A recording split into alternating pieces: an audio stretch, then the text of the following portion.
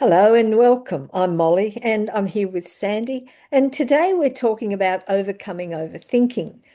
And as we begin, I'd like to invite you just to arrive in this moment, not just physically, but emotionally as well. And if your mind feels busy, if you find yourself replaying conversations, worrying about the future, or questioning yourself long after a decision's been made, well, you're in the right place and you're definitely not alone. Overthinking is really, really common. And that's why we thought this was a great topic to talk about. Overcoming overthinking isn't about stopping your thoughts, far from it. It's about understanding why overthinking happens, how it affects your nervous system, and how you can gently create the conditions for your mind to rest. And interestingly enough, this work is also the foundation for our upcoming book, Overcoming Overthinking. So take a breath, just let yourself settle, and let's begin. Thanks, Molly. And I'm bringing myself into this space and overthinking. Well, it develops quite slowly, or often quite slowly, and it occurs for a variety of different reasons based on you as an individual. Perhaps you don't even realize that you are overthinking. You might feel tired, mentally busy, feel a bit restless, and just unable to switch off. And, just ask yourself this question. Do you replay conversations in your head? Do you worry about future outcomes that may never happen? Do you overthink decisions that you've already made and question yourself over and over again?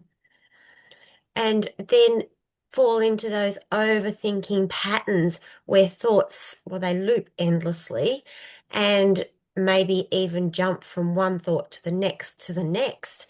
Overthinking does disguise itself as wanting to get things right, wanting to avoid mistakes, wanting to protect yourself and others.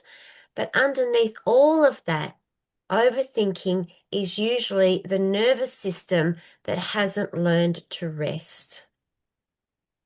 Yes, that's true. And we live in a world that keeps us constantly busy, I think. So the nervous system really does take a bit of a beating at times. And at some point in your life, the overthinking, it really did feel like your safest option. In this state, you could easily predict outcomes. You could anticipate problems before they eventuated. Overthinking allowed you to feel as though you could really be one step ahead of the game all the time. And this could have been to avoid pain, or perhaps to avoid some disappointment in life, or, maybe even to avoid loss of control. So your mind learned to stay alert. It learned to keep overthinking and overanalyzing everything that came up for you just to solve all of your life's issues. And in this state, the problem is that your mind, it never gets permission to stand down. It's always going. And when your mind never rests, everything begins to feel heavier and harder, just more difficult generally. Your decisions can feel quite exhausting, and even like small choices that you have to make can feel really overwhelming and challenging. Instead of living your life, yeah, you start trying to manage it. And one of the biggest misunderstandings about overthinking is this belief that you need to stop your thoughts. You don't. You can't, in fact. But trying to stop overthinking usually makes it worse because your mind hears that just as another problem to solve. So it's another thing it has to fix, another thing to control. Overthinking doesn't need to be silenced. It just needs to be understood. You need to stop fighting yourself. And that's when your awareness steps in. And that's when true change does begin. Absolutely, Molly. There's no way we can stop thinking. That's just part of our makeup. And but we can help ourselves to overcome overthinking. And the first step is awareness. Not that critical, sharp kind, but gentle awareness. And that just begins by noticing how quickly your mind can jump or can jump ahead and from thought to thought, and how often it may revisit the past, and how it rarely fully rests in the present moment. And instead of judging this, when we simply acknowledge, just by perhaps simply saying, this is my mind overthinking, that one sentence does start change. And because when the mind feels understood, it doesn't need to work as hard. And awareness alone does create that space. And when we've got space, we've got choice. And the second step is reconnecting with your body. Overthinking almost always lives in our head. Well, it does live in our head. And healing it requires attention back into the body because the body always exists now in this moment. It doesn't require complicated techniques or years of practice. It can be as simple as noticing your breath, feeling your feet on the ground, and becoming aware of the weight of your body in the chair or where you are just sitting. And when you anchor into your body, your mind no longer has to run around or run the show. And this is what we could say, I guess, is marriage of the mind and the body. And your nervous system begins to receive a new message, and that is, I am here, I am connected, and I am safe. Yes, Sandy, that's just so true. And another thing we need to consider, I believe, is finding the difference between thinking and our intuition.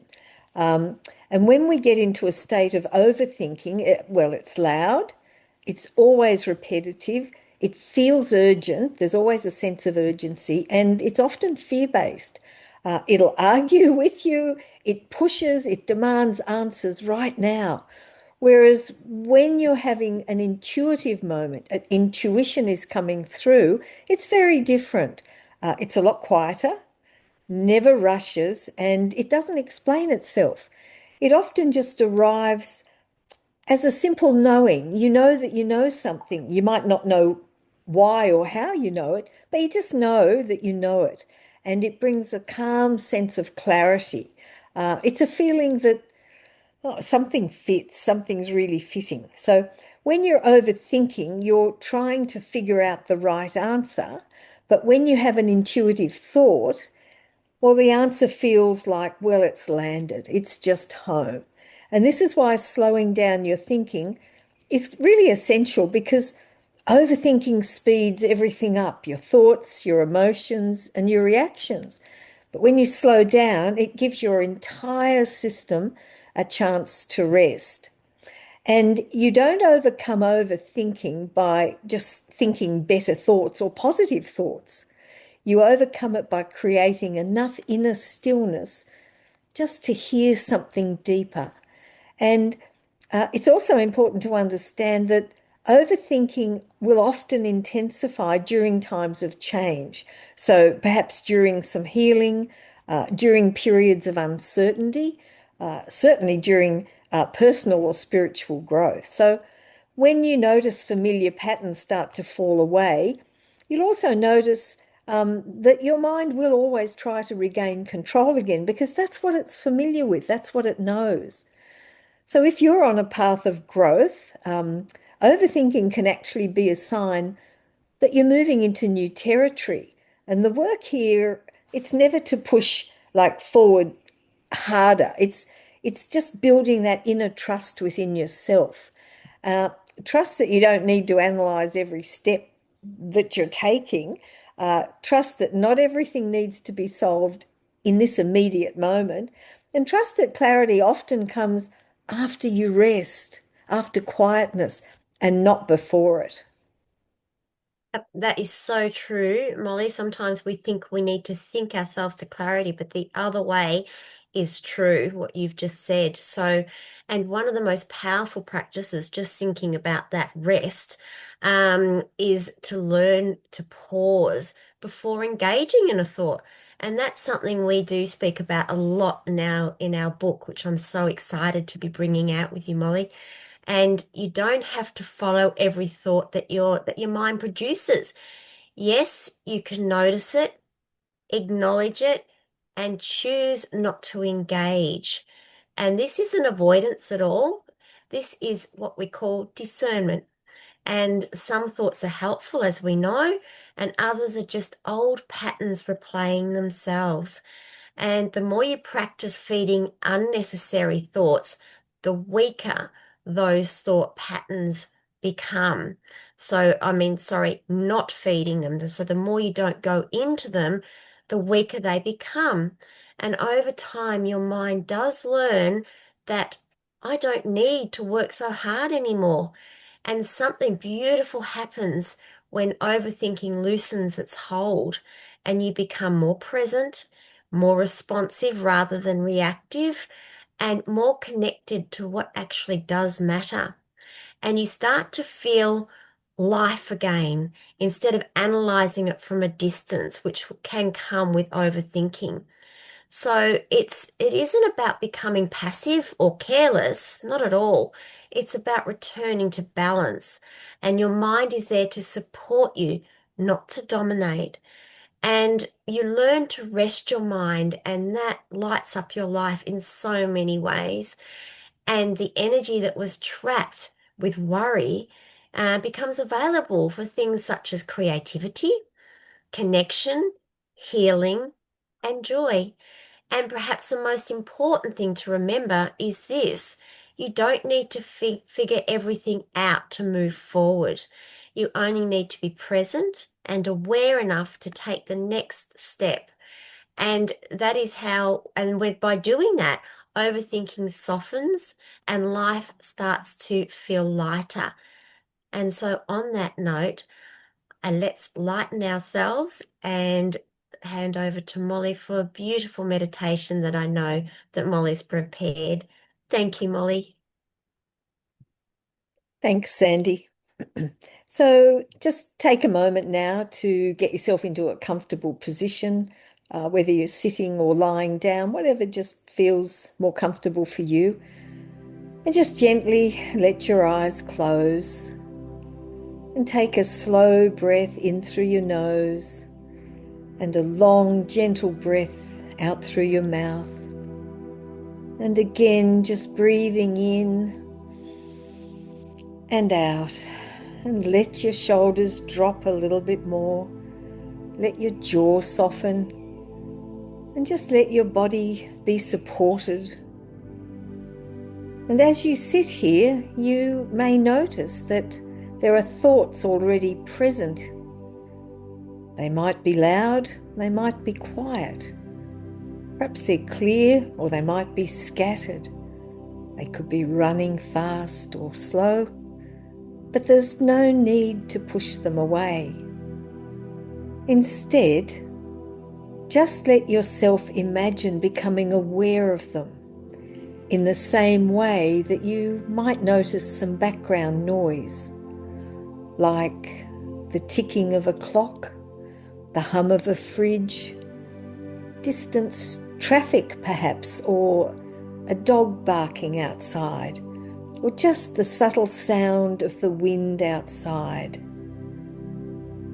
Just take a moment now to notice the sound of your thinking, not the content, not what your thoughts are saying, just the sense of movement, the activity, the hum.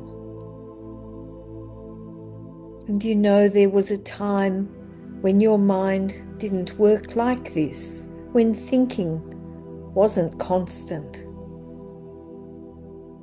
when presence came naturally, without effort.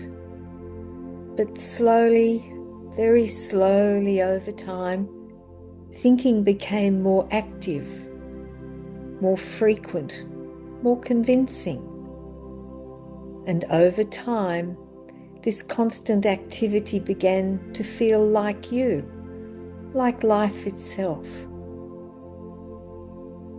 And this meditation today isn't about silencing your mind. It's about recognizing that thinking has been running and that awareness has always been here alongside of it. And perhaps your awareness has been clouded by the noise, the hum of your thinking. But nothing needs to change today. Nothing needs to be solved. Just this simple recognition of your thoughts, of your thinking pattern. Just recognizing and just being with it. Allowing awareness to become obvious, to become your forerunner of your thoughts. And as you notice your thoughts, something very subtle begins to happen. That you really are becoming more and more aware of your thinking. And this awareness is not loud, it's not making a lot of noise, it doesn't comment, it doesn't analyze, it simply is noticing. You don't need to do anything to access it. Your awareness is already here. The moment you notice thinking, you are no longer completely inside it. And just take a moment now, just allowing your thoughts to come and go. Thoughts are always with you. You don't need to have any resistance to them. You also don't need to engage with them. Just let your thoughts be like clouds passing through the sky. You don't need to follow them. And you don't need to stop them. Just notice that something remains constant. The space they appear within. And that space doesn't rush. It doesn't strain. It doesn't try to fix anything. It simply allows. And that space, of course, is your awareness. And you may notice that beneath that mental hum, there is a quiet steadiness. It's not dramatic, nor is it just blissful. It's just simply there. It's present.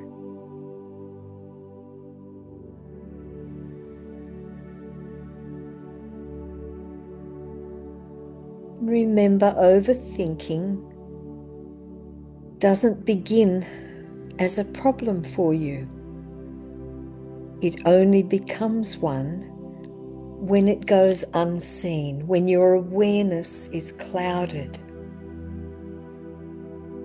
And today, you didn't try to stop your thoughts, and it was okay. You didn't try to fix your thinking, and it was okay.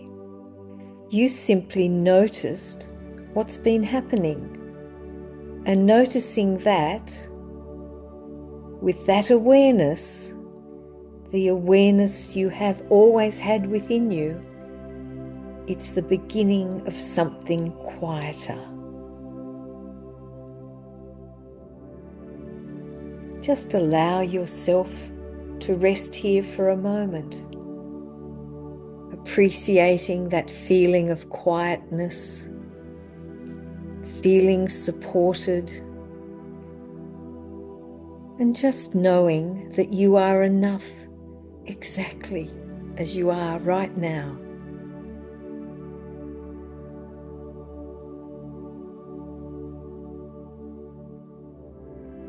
And when you're ready, begin to bring some gentle movement back into your body. Wiggle your fingers and your toes. Take a deep breath in and out. And just bring yourself back into this moment and gently open your eyes.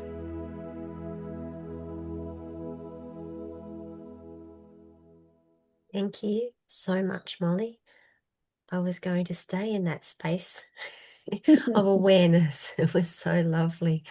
And I think I'm going to make that my daily meditation. It's just so blissful to be connected with my awareness in such a profound way. Thank you.